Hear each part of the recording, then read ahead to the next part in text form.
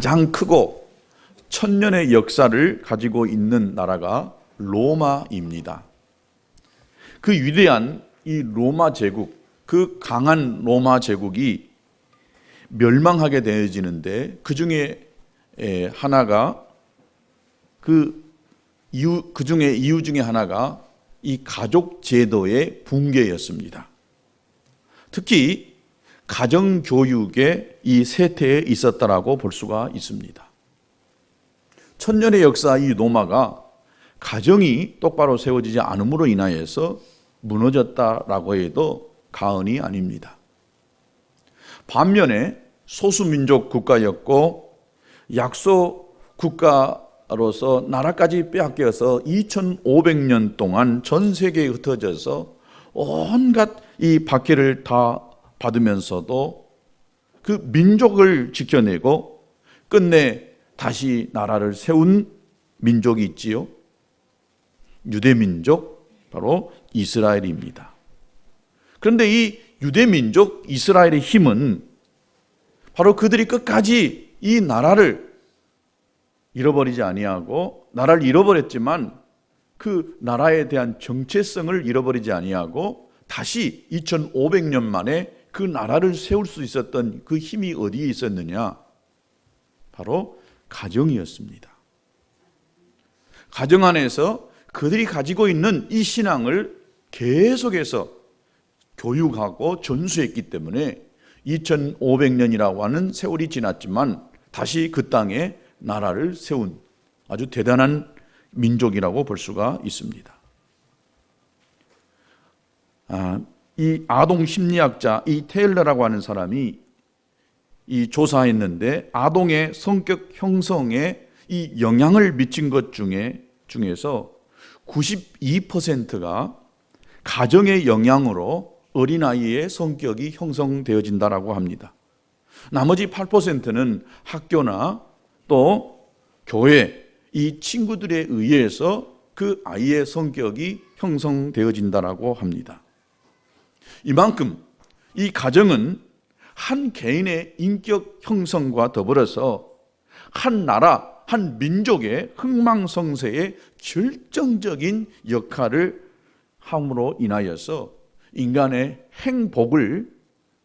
행불행을 좌우하는 아주 중요한 것이라고도 볼 수 있습니다. 이처럼 이 소중한 가정은 하나님께서 태초에 창조하실 때에 직접 인간들을 창조해 주시는 지상의 작은 천국이다라고 이렇게 볼 수가 있습니다. 하나님께서는 이 땅에 주식회사를 설립한 적이 없습니다. 하나님께서 이 땅에 학교를 세운 적도 없습니다. 하나님이 친히 만든 공동체는 교회이고 이 가정 두 개밖에 없습니다. 우리가 어떻게 신앙생활을 하느냐 하는 것은 이것은 구원의 문제, 영생의 문제입니다. 그런데 우리가 어떻게 가정생활을 하느냐 하는 것은 우리 인간의 행복의 문제입니다.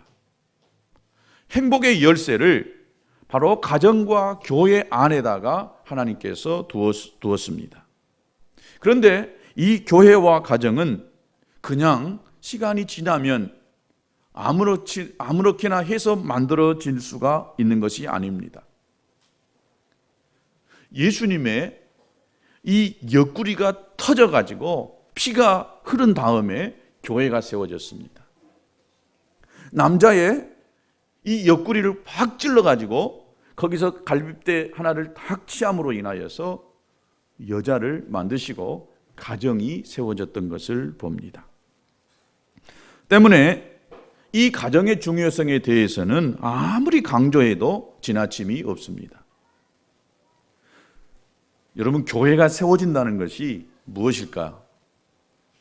즉, 교회가 세워지는 것은 성도들 한 가정이 세워지는 것이 바로 교회가 세워지는 것입니다. 가정이 세워지지 아니하고 여러분, 교회가 세워질 수가 없습니다.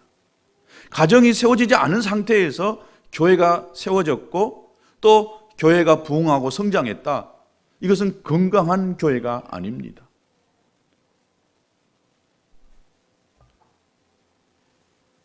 에덴 동산은 이 하우스, 집입니다. 그런데 이 아담과 하와는 가족이잖아요. 패밀리라고 하잖아요.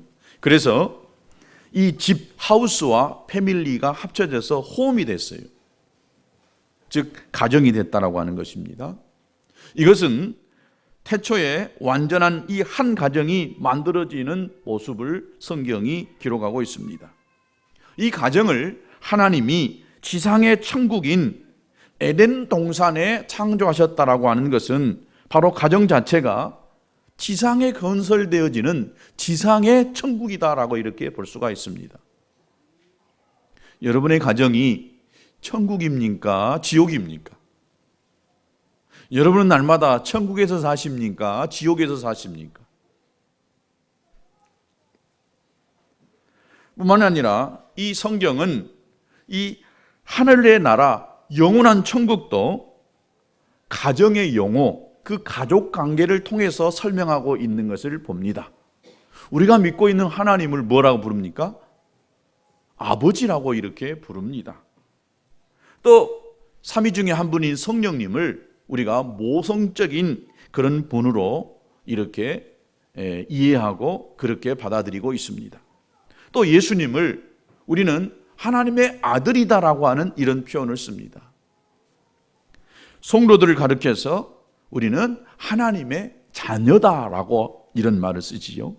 또 때로는 예수님을 우리의 신랑이다라고 이렇게 이야기하고, 우리는 즉 교회는 바로 예수님의 신부다라고 하는 이런 표현을 하는 것을 볼 때에 하나님과 우리와 관계, 이 모든 것들이 다 가정에서 쓰여지는 용어를 가지고 설명하고 있는 것을 봅니다.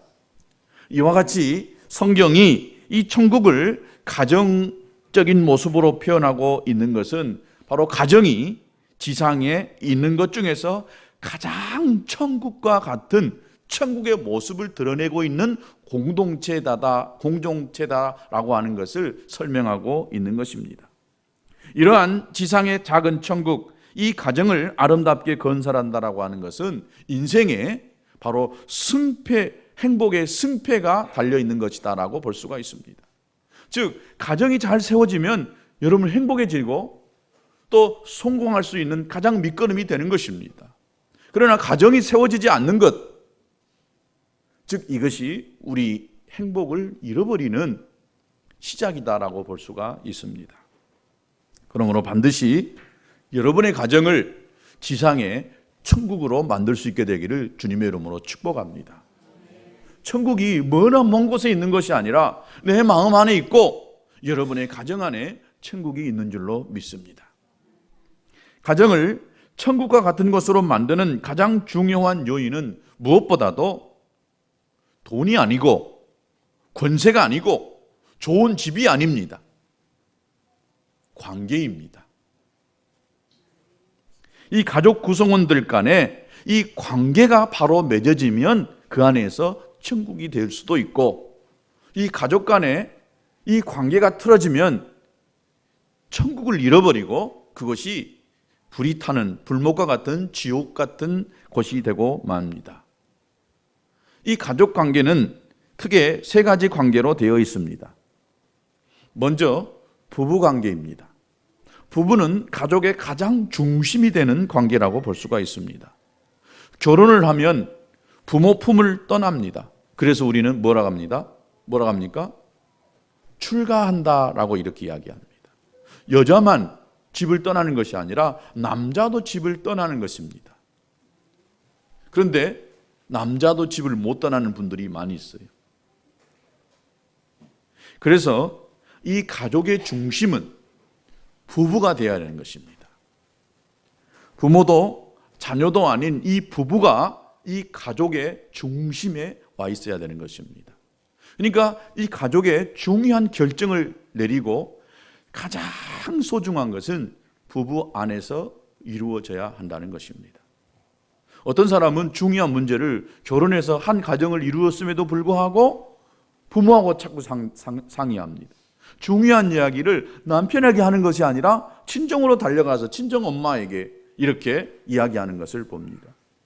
여러분 결혼을 했으면 진짜 중요한 이야기, 비밀스러운 이야기는요, 부부에게만 해야 되는 것이에요. 남편에게 한 대가 터졌어요. 쪼르르 달려가서 친정 아버지한테 일러요. 엄마한테 일러요. 그게 좋은 것 같죠? 진짜 안 좋은 것입니다. 가정의 행복을 깨뜨리는 거예요. 여러분의 친정 부모에게, 친정 식구들에게 가서 남편 자랑을 왕창 해보세요. 속은 뒤틀려지지요? 그렇지만 가서 여러분의 남편 자랑을요, 막 해보세요. 또 여러분의 부모에게 여러분의 부인의 이 자랑을 막 쏟아내보세요. 그럼 어떻게 되겠어요? 시어머니와 며느리 관계가 좋아지고요, 장인, 장모와 사이와 관계가 좋아집니다. 가서 싸운 이야기, 속상한 이야기를 다 쏟아내기 시작하면 그때부터는 이 관계가 더 어려워지고 꼬이게 되는 것입니다. 여러분의 가정을 천국으로 만들고 싶다라고 한다면 여러분 부부 안에서 일어나는 일들을 가정 밖으로 가져가지 마시기 바랍니다. 그러므로 무엇보다도 먼저 이 가정이 지상의 작은 천국이 되기 위해서 가장 중요한 이 관계, 이 부부 관계가 똑바로 되어져야 하는 것입니다. 이 부부 관계에 있어서 참 어려운 부분이 많습니다. 아내는 남편에게 복종하고 남편은 아내를 사랑해야 된다라고 성경이 이야기합니다. 에베소서 5장 22절에 보면 아내들이여 자기 남편에게 복종하기를 주께 하듯 하라. 자, 다 같이 우리 아내들 따라서 합니다. 자기 남편에게 복종하기를 주께 하듯 하라. 즉 남편이 뭐가 돼요? 주님과 거의 동격이 되는 거예요. 여러분 주님께 그렇게 하듯이 남편에게만 해보세요. 주님께 못하면 또 이것도 문제지요. 이것은 믿음이 있는 사람들에게 하는 이야기입니다. 지금 에베소서 교회 성도들에게 바울이 권면하고 있습니다.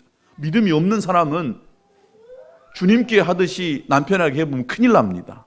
믿음 좋은 사람이 주님께 하듯이 여러분의 남편에게 해야 됩니다. 특별히 안 믿는 남편을 가지고 있는 우리 여자분들, 그 안 믿는 남편에게 절대 목사님 자랑하지 마세요. 그 미련한 이야기입니다. 미련한 생각입니다. 우리 목사님은 너무 잘생겼다고. 우리 목사님 너무 멋지다고.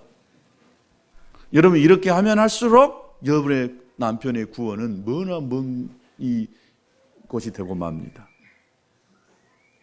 얼마나 남자들도요 이 질투가 많은지 아십니까? 그래서 조금 비틀어지면은, 조금 안 좋으면은 네 목사님하고 살아라, 이런 말이 나오는 거예요. 여러분이 목사님의 욕을 먹히려고 한다면 여러분 남편에게 목사님 자랑을 막 해야 되는 거예요. 이거 진짜 미련한 이야기입니다. 지혜롭게 해야 됩니다. 자랑을 하더라도 아주 지혜롭게 자랑을 잘해야 됩니다. 그 다음에 남편들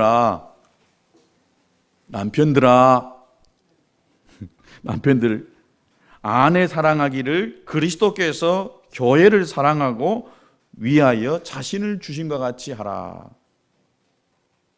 따라서 해봅니다. 남편들, 아내 사랑하기를 그리스도께서 교회를 사랑하시고 자신을 주심같이 하라. 여러분, 복종이 쉬울까요? 자신을 주는 것이 쉬울까요? 뭐가 더 쉬운 것 같아요? 다 어려워요. 여자들한테 물어보세요.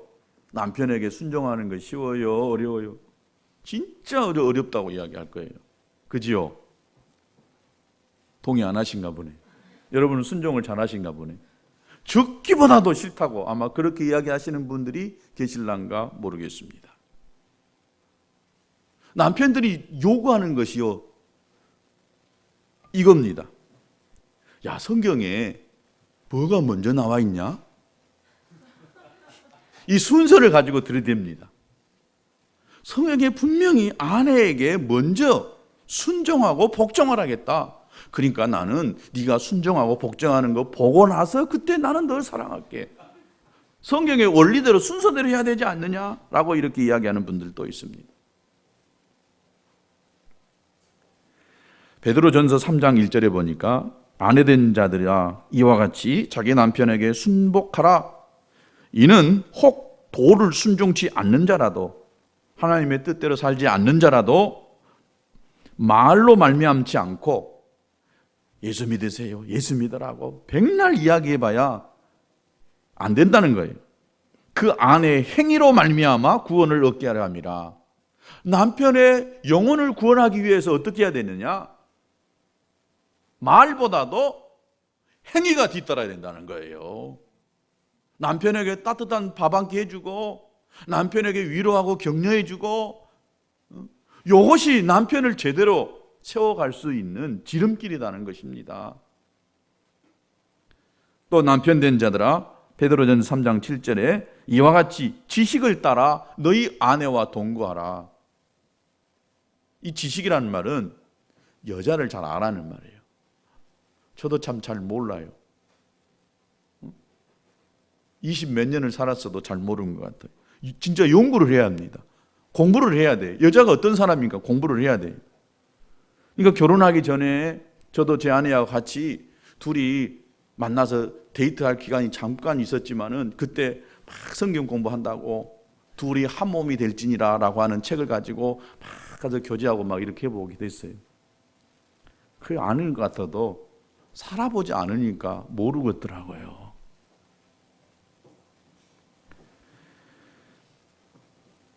엊그저께 누구를 신방을 갔는데 그 옆에 있는 저보다 나이를 좀 더 드신 부부 같아요. 막 이야기하다가 그분들이 18살부터 살았대요. 18살부터. 더 빨리도 만났어요. 내가 물어봤더니 목사님, 내가 한 40년 가까이 살다 보니까 지겹고 지겹습니다. 내가 다시 또 태어나서 결혼한다면 나는 절대로 이 남자 안 만나요. 남자도 옆에서 있다가 나도 절대로 안 만난다고. 나도 40년 사니까 아주 신물이 난다고.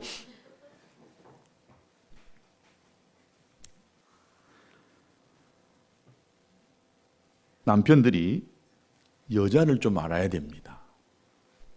너희 아내와 동거하고 저는 더 연약한 그릇이요. 뭐라겠어요? 더 연약한 그릇이요. 여자들은 연약하다는 거예요. 또 생명의 은혜를 유업으로 함께 받을 자로 알아서 귀히 여겨라. 연약한 자라고 연약하게 여기고 귀히 여기라는 거예요.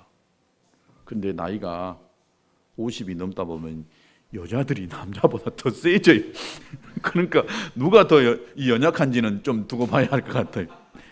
그러나 하여튼 젊을 때는, 남자가 힘일 때는 여자를 굉장히 연약하게 봐줘야 됩니다. 나이가 70, 60, 70 넘어가면 그때부터는 남자들이 더 골골골해요. 여자들이 더 이 힘이 더 세더라고요. 이것은 나중에 이야기입니다. 즉 성경에서 남자와 여자를 지금 또 아내와 남편 이야기를 지금 하고 있습니다. 부부싸움 하는 이 많은 분들이 뭐 가지고 부부싸움 하냐? 예수 안 믿는 사람 말고요. 예수 믿는 사람도 많이 싸우더라고요. 많이 싸운다는 것을 우리가 인정해야 됩니다. 안 싸우고 살 수가 없어요. 싸운다는 것을 먼저 인정해야 됩니다.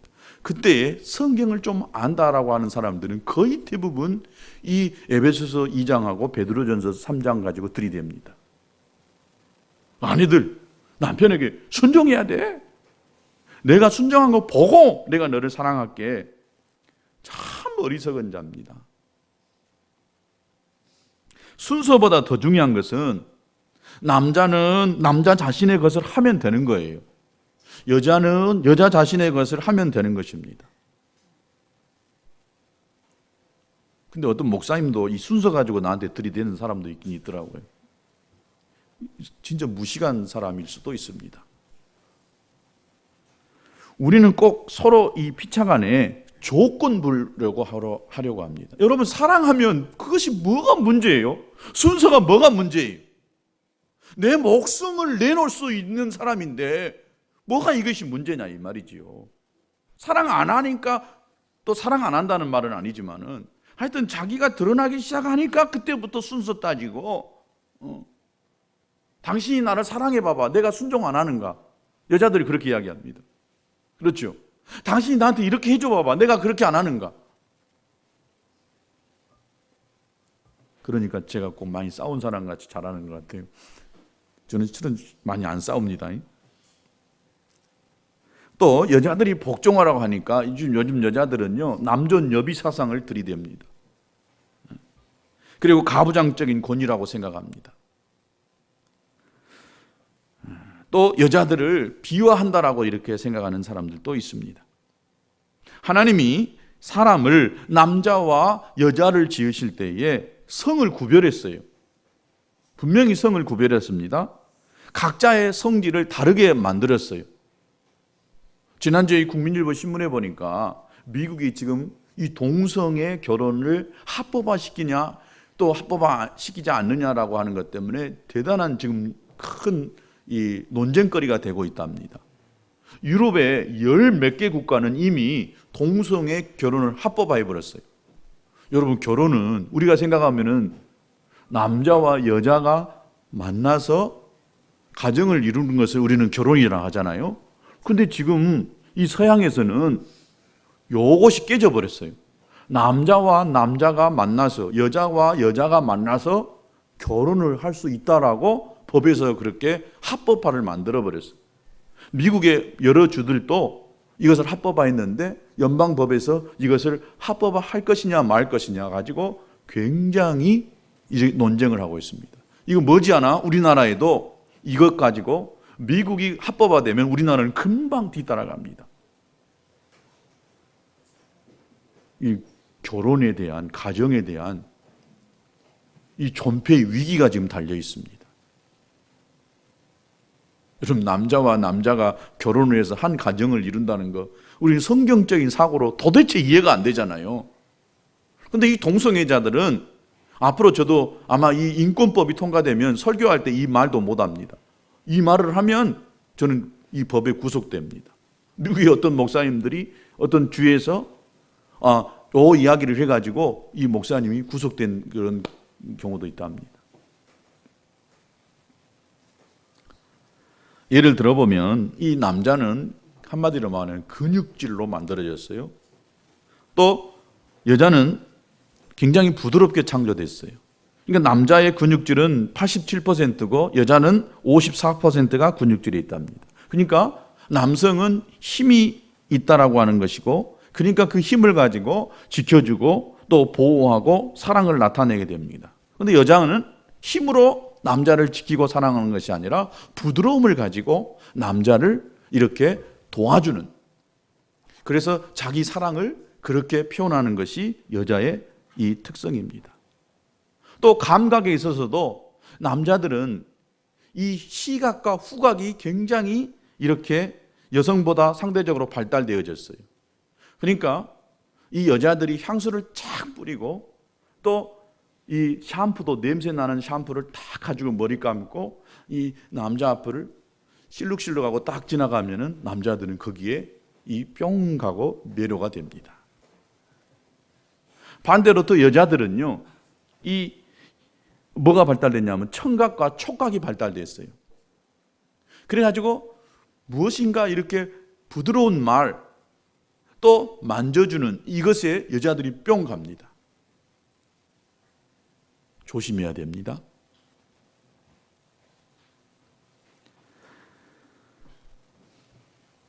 그래서 여자는 늘 그냥 두면 안 됩니다.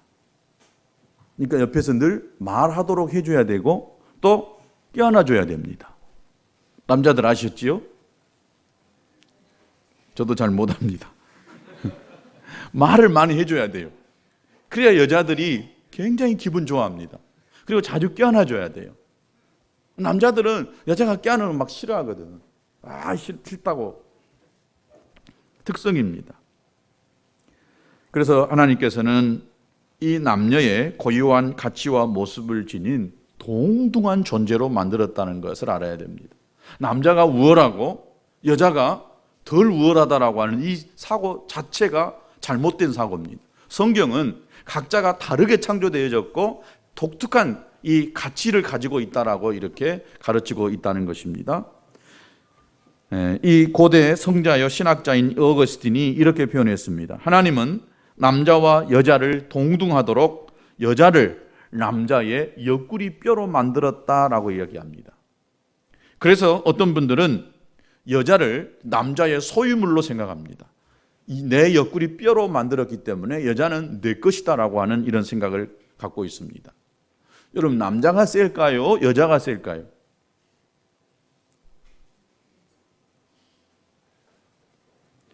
저는 여자가 좀 세다고 생각합니다. 왜냐하면 여러분 만든 재질이 달라요. 남자는 철퍼간 진흙으로 만들었고 여자는요 아주 센 뼈다귀로 만들었어요. 그러니까 여자들이 더 셉니다.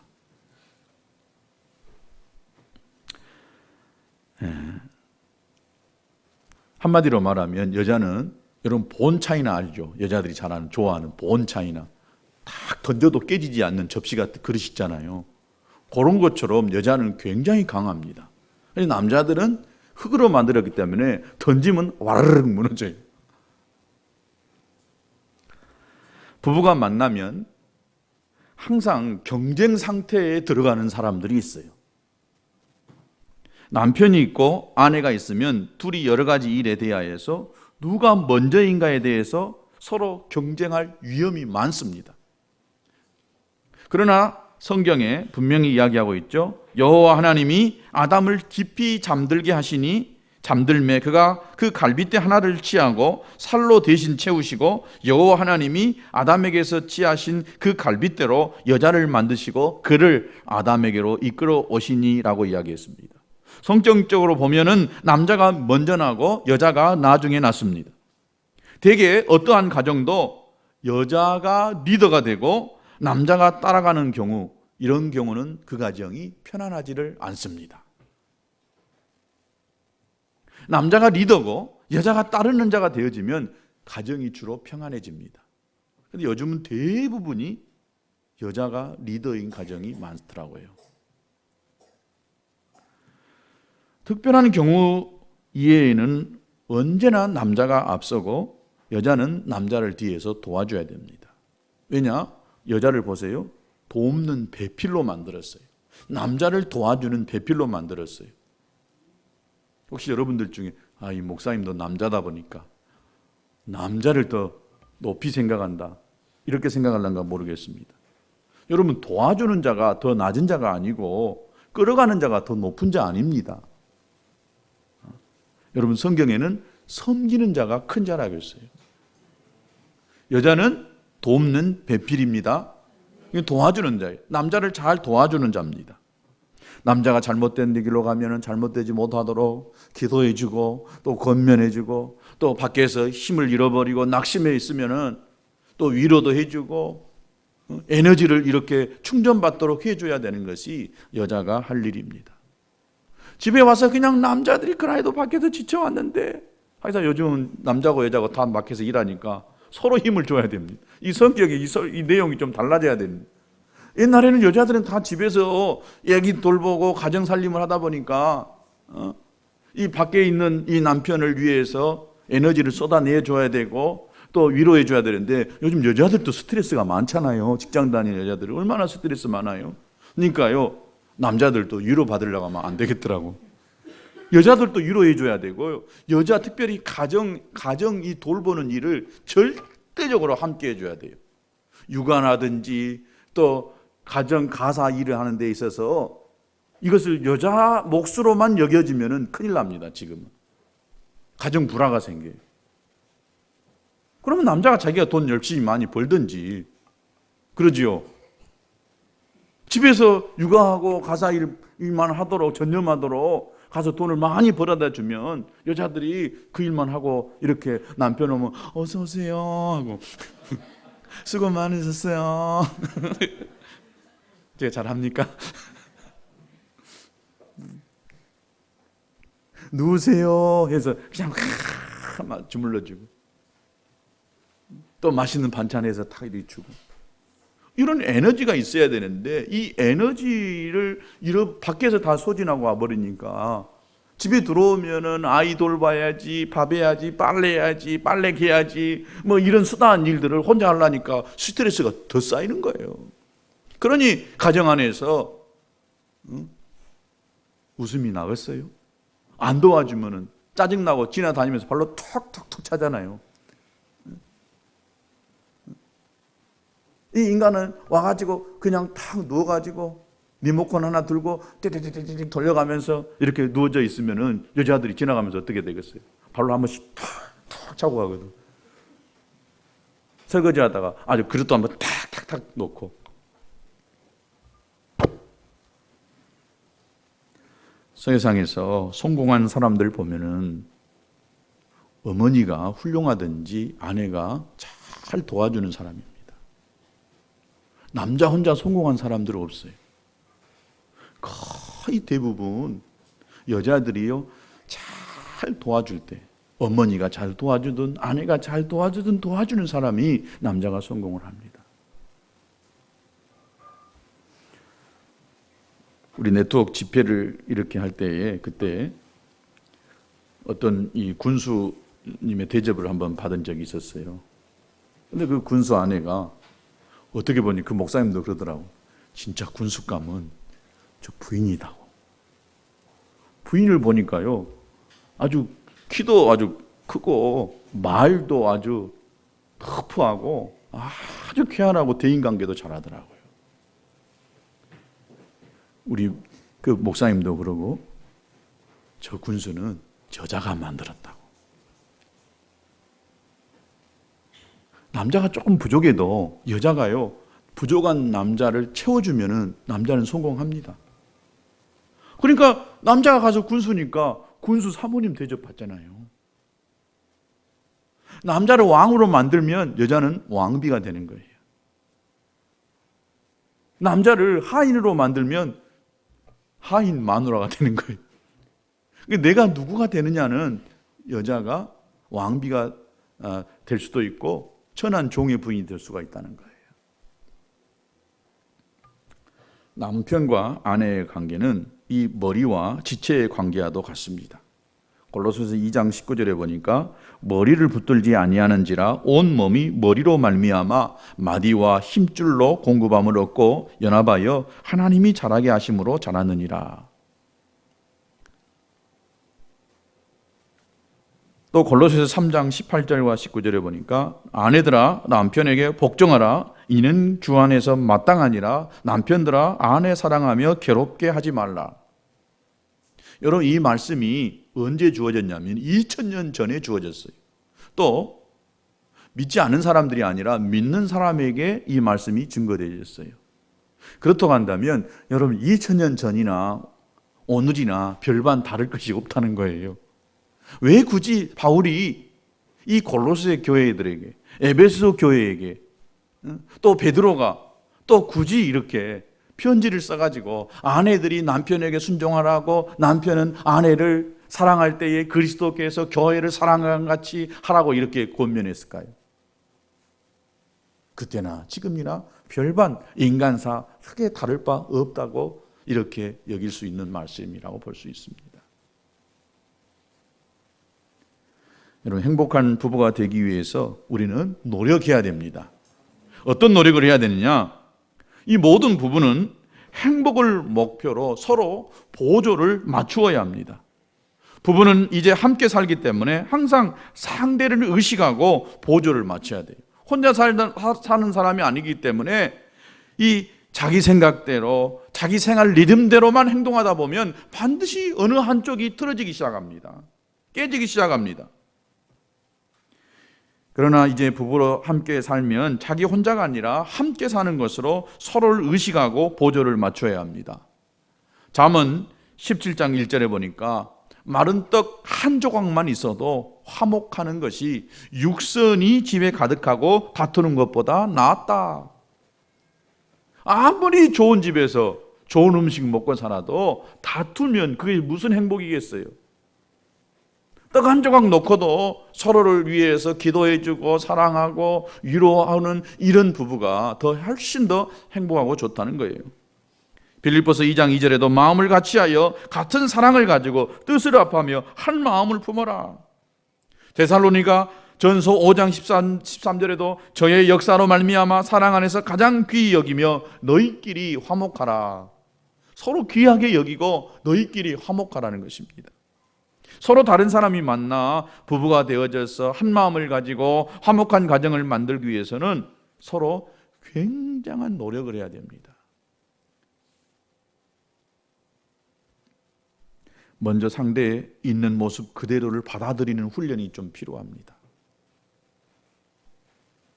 이 받아들이는 것이 훈련 안 되면 70이 넘어서도 싸우시더라고. 아니 80이 넘어서도 싸우는 부부들 보면은 서로를 그대로 받아들일 수가 없어요. 성적 차이가 있는 것이 당연하죠. 자라나는 환경이 다르고 받은 교육도 또 사회적인 훈련도 다릅니다. 그러다 보니까 이 다른 것 때문에 서로 맞춰가는데 시간이 좀 걸립니다. 다른 것을 인정하지 않다 보면 평생 싸울 수밖에 없어요.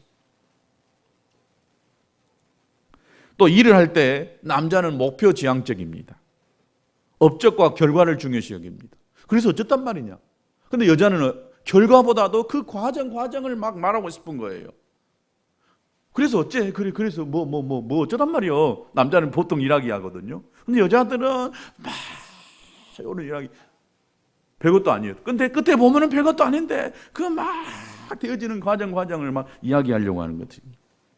또 남자는 우측내가 발달해가지고 시공간 분별 능력이 뛰어나지만 여자는 좌뇌가 발달했습니다. 그래서 언어 능력이 잘 발달되어졌어요. 그러니까 남자와 여자가 싸우면 남자는 이것이 가지만 여자는 막 이걸로 되는 거예요. 그러니까 말로서 설명을 해야 될 때는 누가 해야 되겠어요? 여자가 남자보다 훨씬 더 잘하기 때문에 그때는 이렇게 당신이 좀 하세요. 또 힘쓸 때는 누가 해야 되겠어요? 어떤 것을 판단하고 결정할 때는 남자가 하는 것이 좋습니다. 그러니까 여러분 주차할 때 누가 더 잘하겠어요? 훨씬 더 남자가 잘합니다. 왜냐하면 이 공간 이 능력이 발달되어져 있기 때문에. 그러니까 운동신경도 남자가 훨씬 더 잘할 수 있다는 것입니다. 남자들은 이성적, 논리적, 객관적인 성향이 높은 데 비해서 여자들은 감성적입니다. 또 주관적입니다. 객관적이질 못해요.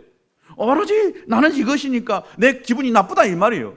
그 남자들 왜 나쁘냐? 이 원인이 왜 나쁘냐 이걸 이야기하는데 여자는 하여튼 기분 나쁘다 이 말이에요. 기분 나쁜 걸 어떻게 할 거냐 이거지. 아니 왜 나쁘냐고. 아니 나쁜 것을 어떻게 설명하냐 이 말이죠.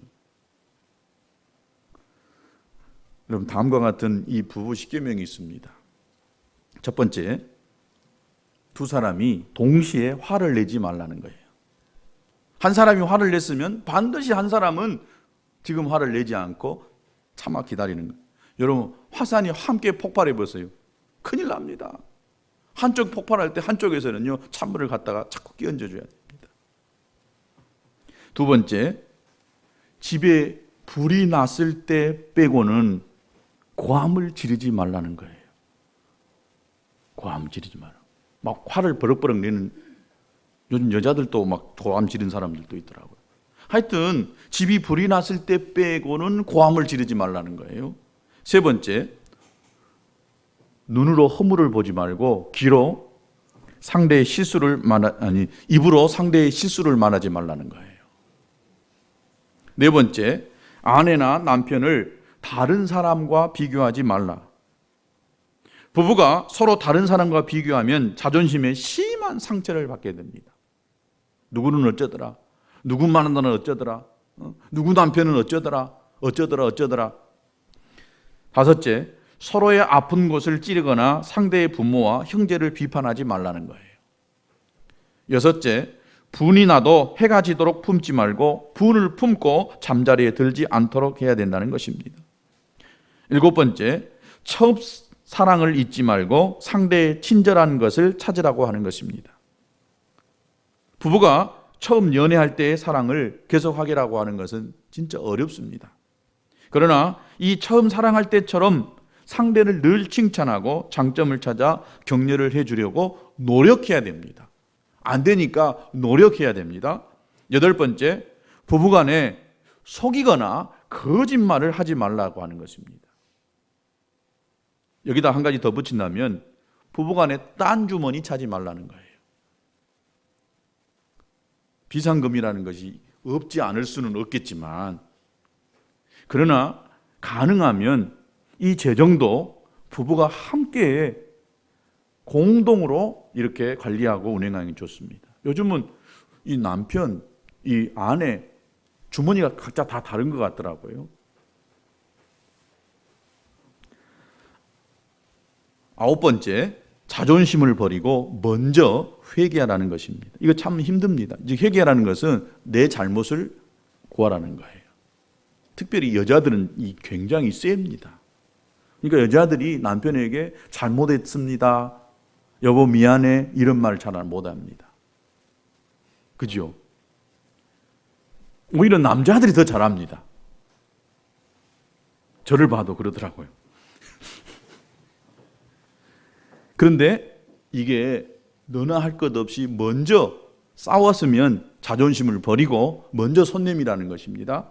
마지막 열 번째는 이 가정제도의 창시자요 또 중매자 되시는 하나님을 믿고 의지하면서 항상 하나님께 도움을 청하고 기도해야 한다는 것입니다. 여러분, 이 부부관계는 너무 어렵습니다. 쉽지 않습니다. 그러나 이 부부관계가 어떻게 되느냐에 따라서 이 가정의 행불행이 결정한다는 거예요. 그래서 제가 오늘 이 가정일 천국으로 만드는 데 있어서 가장 중요한 이 부부관계를 거의 90% 시간을 보냈습니다. 이제 10% 시간 5분 안에 두 관계를 말씀하고 마치려고 그럽니다. 두 번째 관계는 이 부모 자식 간의 관계입니다. 에베소서 6장 1절에 보면 자녀들아 너희 부모를 주 안에서 순종하라, 이것이 옳으니라. 내 아버지와 어머니를 공경하라, 이것이 약속 있는 첫 계명이니 이는 네가 잘되고 땅에서 장수하리라. 땅에서 잘되고 장수할 수 있는 비결은 부모를 공경하는 것입니다. 이 공경하라라고 하는 그 말의 뜻은 최고로 높이라는 것입니다. 옛날 나폴레옹이 이 폴란드를 침략했을 때에 이 폴란드 농촌에 있는 이 한 영주가 이 나폴레옹을 이 자기 가정의 식사에 초청을 하게 됐습니다. 그런데 이 나폴레옹과 그 신하들이 이렇게 딱 오는데 그 식탁을 딱 차려놓고 아주 중요한 메인석 두 자리에 비워놓고 그 다음 자리 거기다가 나폴레옹을 앉히고 그 다음 신하들을 앉히는 것입니다.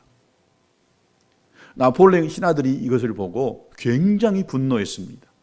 감히 우리의 이 대제왕 폐하를 이 중요한 자리에 앉히지 않고 세 번째 자리에 앉히냐고 하면서 화를 벌컥 냈습니다.